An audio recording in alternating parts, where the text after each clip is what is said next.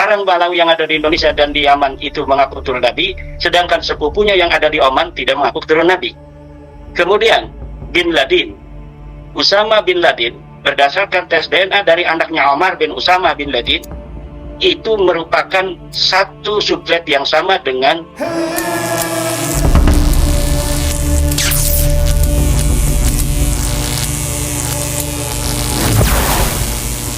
satu keluarga berbeda keyakinan. Yang satu mengaku keturunan Nabi dan yang satu tidak. Lalu ada hubungan apa keluarga bin Laden dengan Baqlawi? 550 tahun mengaku sebagai keturunan Nabi, dan yang diakui juga 550 tahun yang lalu dari 895 ke 345, ini sama-sama 550 tahun. Hari ini terbongkar sedemikian rupa, di mana seorang yang mengaku sebagai turunan Nabi Ibrahim, tapi dia tidak mempunyai darah Nabi Ibrahim yang J1. Balawi yang mengaku sebagai turunan Quraisy, tapi dia tidak mempunyai darah JL859. Balawi yang mengaku sebagai keturunan Sayyidina Ali, tapi dia tidak mempunyai darah JFGC 10500. Balawi yang mengaku keturunan Nabi, tapi dia tidak mempunyai penanda genetik Sayyidina Husain.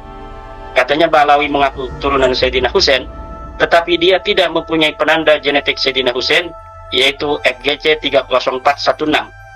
Bagaimana orang yang tidak mempunyai darah Nabi Ibrahim mengaku turunan Nabi Muhammad? Bagaimana orang yang mengaku turunan Nabi Muhammad tapi tidak mempunyai darah Quraisy, JL859, padahal Nabi Muhammad adalah seorang Quraisy? Bagaimana orang yang mengaku keturunan Nabi Muhammad dari Siti Fatimah yang mempunyai suami Sayyidina Ali, tapi dia tidak mempunyai darah JFGC 10500, padahal seluruh keturunan dari Siti Fatimah seharusnya mempunyai darah Sayyidina Ali JFGC 10500. Bagaimana orang yang mengaku keturunan Sayyidina Husain melalui Ahmad bin Isa tidak mempunyai darah daripada Sayyidina Husain yang terkumpul di dalam haplogrup penanda genetik subklan JFGC 30416. Ini adalah sebuah hal yang mustahil. Dan hari ini terkuak pula bagaimana seorang keluarga dari yang bersepupu dengan Abdullah Budar yang ada di Oman, yang asal dari India, bersepupu bertemu 1000 tahun yang silam di dalam satu kakek bersama antara Ba'lawi dan keluarga Budar. Yang satu Ba'lawi mengaku turunan Nabi, sementara Budar sekarang ini di Oman tidak mengaku sebagai turunan Nabi. Padahal 1000 tahun yang lalu saya sudah mengecek di family tree DNA, keluarga Budar bertemu dengan Ba'lawi itu 1000 tahun yang lalu. 1000 tahun yang lalu itu adalah Alwi bin Ubaid. Alwi wafat tahun 400 Hijriah. Sekarang 1447 Hijriah. Berarti 1000 tahun yang lalu itu adalah Alwi. Silakan lihat di family tree DNA bahwa keluarga Budar bertemu dengan keluarga Ba'lawi di 1000 tahun yang lalu. Artinya bertemu di Alwi bin Ubaid. Bagaimana orang yang ketemu di Alwi bin Ubaid, sekarang Ba'lawi yang ada di Indonesia dan di Yaman itu mengaku turun Nabi, sedangkan sepupunya yang ada di Oman tidak mengaku turun Nabi. Kemudian bin Laden, Usama bin Laden, berdasarkan tes DNA dari anaknya Omar bin Usama bin Laden, itu merupakan satu sublet yang sama dengan keluarga Ba'lawi. Bagaimana Usama bin Laden yang dia seorang Kindi tidak mengaku keturunan Nabi, tetapi kemudian sepupunya Ba'lawi mengaku turun Nabi?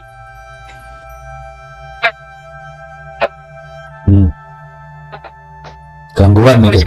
Satu pun di dalam buku-buku sejarah yang ada di abad ke-4 sampai 9 Hijriah yang sekalipun menyebut nama Faqih al-Muqaddam. Tidak ada satu kitab sejarah pun di masa lalu dari abad 4 sampai 9 yang menyebut nama Muhammad Shahid Mirbat. Tidak ada satu pun ulama ahli sejarah, ahli nasab dari mulai abad ke-4 sampai 9 Hijriah yang sekalipun menyebut nama Khali Qassam, Muhammad Shahid Mirbat, Ubaid bin Ahmad. Tidak ada. Ini membuktikan bahwa nama-nama itu bersamaan dengan pengakuan nasabnya baru muncul pada 895 Hijriah. Jika Ba'lawi atau pendukungnya masih kekeh secara ilmu historis membantah pernyataan ini, silakan bawa satu kitab sejarah yang berjejer ratusan, dari kitab Tabaqat, dari kitab Tabaqat Fuqaha, dari kitab Tabaqat Tasawwuf, dari Tabaqat Muhaddisin. Semuanya itu ratusan kitab berjejer, satu pun tidak ada yang menyebut nama Faqih Al-Muqaddam, tidak ada yang menyebut nama Sahib Mirbat, tidak ada yang menyebut nama Ali Qoli Qosan. Nama-nama yang hari ini terkenal itu sama sekali tidak pernah disebutkan oleh para ahli sejarah. Ini baru untuk membuktikan apakah dia sosok historis atau bukan. Belum lagi untuk membuktikan nasabnya. Sama sekali tidak ada di dalam catatan para ahli nasab dari mulai abad ke-4 sampai abad ke-9 Hijriah. Pengakuan mereka baru muncul pada 895 Hijriah ketika Ali bin Abu Bakar As-Sakran mengurutkan nasabnya sebagai keturunan Ahmad bin Isa Al-Abah. Nah, hari ini tes DNA membuktikan bahwa nama-nama itu sesuai dengan apa yang terjadi atau disimpulkan oleh kesimpulan historis dan kesimpulan genealogis menurut ilmu nasab tidak terkonfirmasi, menurut DNA pun mereka tidak terkonfirmasi. Lalu berdasar apa mereka masih ingin disebut sebagai keturunan dari baginda Nabi besar Muhammad sallallahu alaihi wasallam? Allah Subhanahu wa taala di dalam Al-Qur'an sudah memberikan ciri-ciri keturunan palsu atau orang-orang yang mengaku nasab palsu. Itu ada ciri-cirinya dalam Al-Qur'an. Ciri-ciri orang yang mempunyai nasab palsu: pertama, halafin mahin, dia suka bersumpah, dia suka berdusta. Halaf itu suka bersumpah, mahin itu suka berdusta. Mahin itu asal maknanya kelemahan, artinya orang yang lemah, tidak punya data. Untuk menguatkannya dia tidak punya bukti, maka dia harus bersumpah. Kata Allah, wala tuti' kulla halafin mahin, jangan kau ikuti orang-orang yang bersumpah untuk menguatkan pendapatnya, penisbatannya terhadap dirinya bahwa keturunan orang tertentu. Kemudian ciri selanjutnya adalah hammaz, dia suka mencaci maki. Kalau orang nggak percaya, dia caci maki, hai anjing, hai babi, hai PKI, hai Wahabi, hai hidung pesek dan lain sebagainya. Masya'im binamin, dia juga berjalan untuk mengadu domba umat Islam. Mana'il lil khairi, mereka mencegah orang untuk berbuat kebaikan.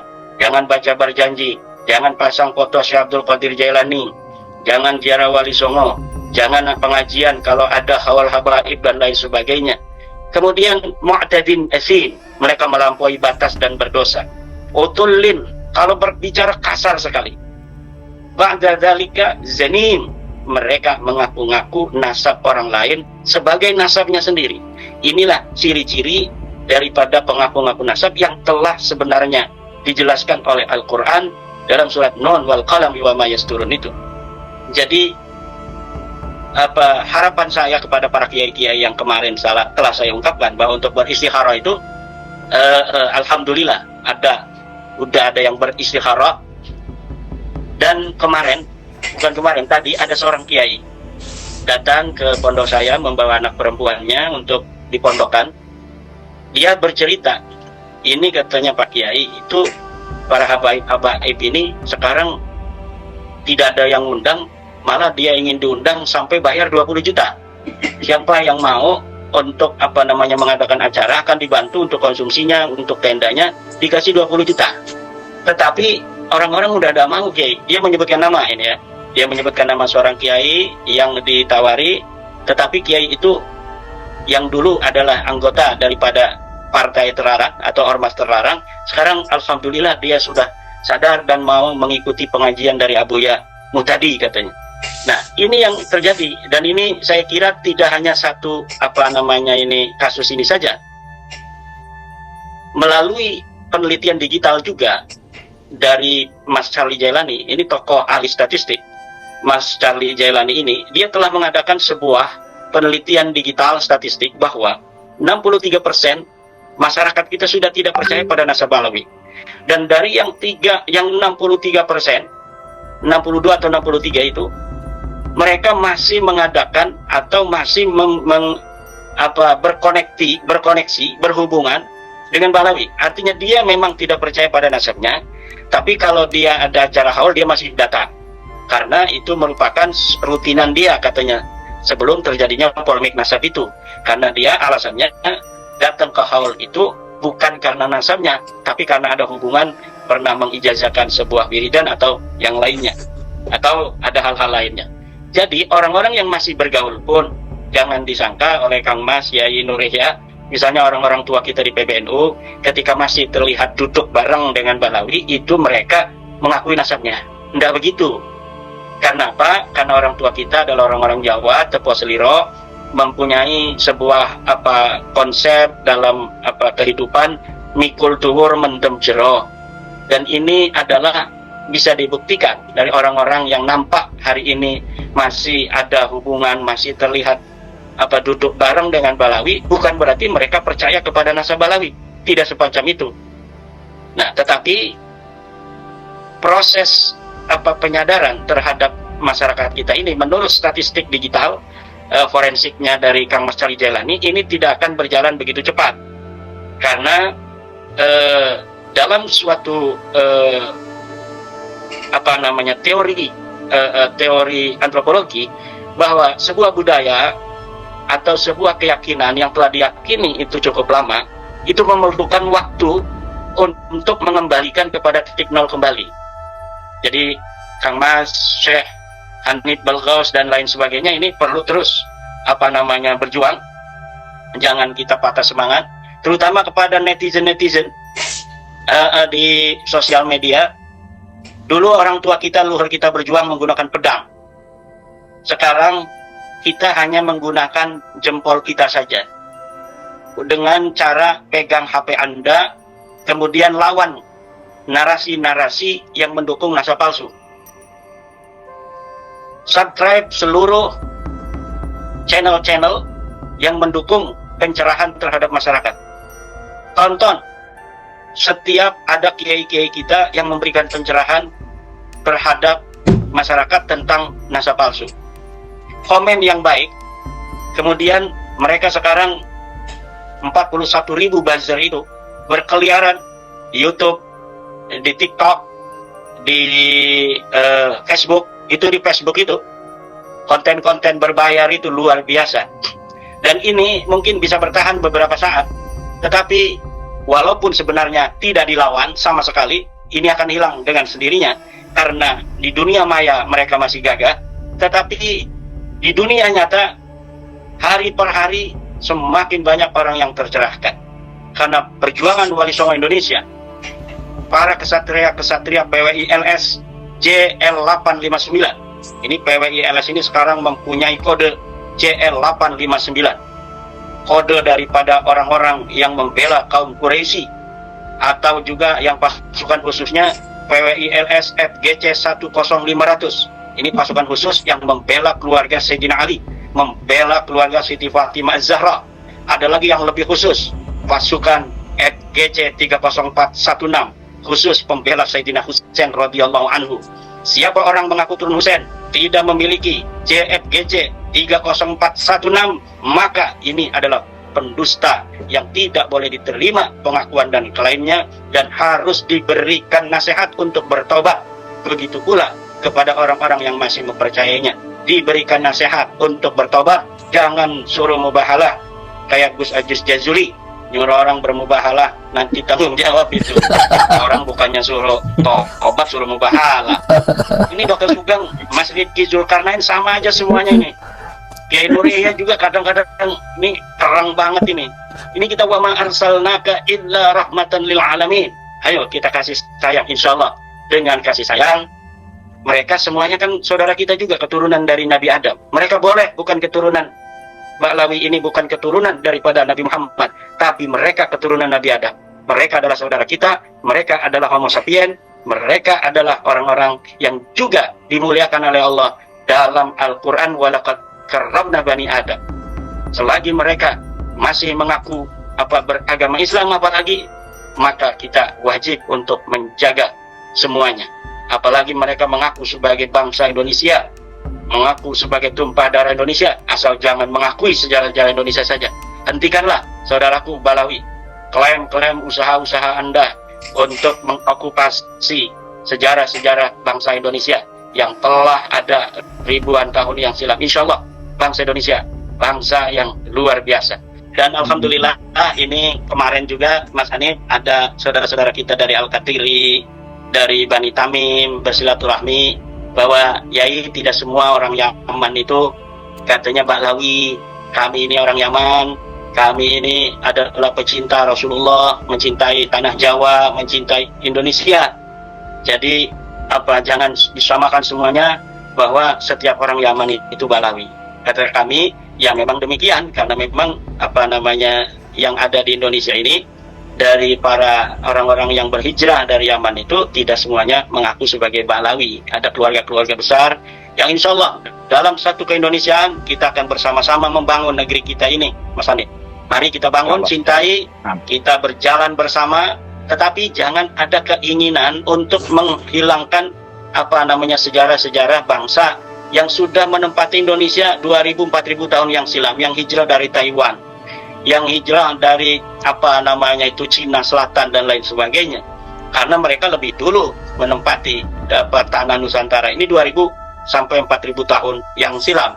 Tentu ini harus saling hormat menghormati, saling harga menghargai, jaga sejarah kita, jaga budaya kita.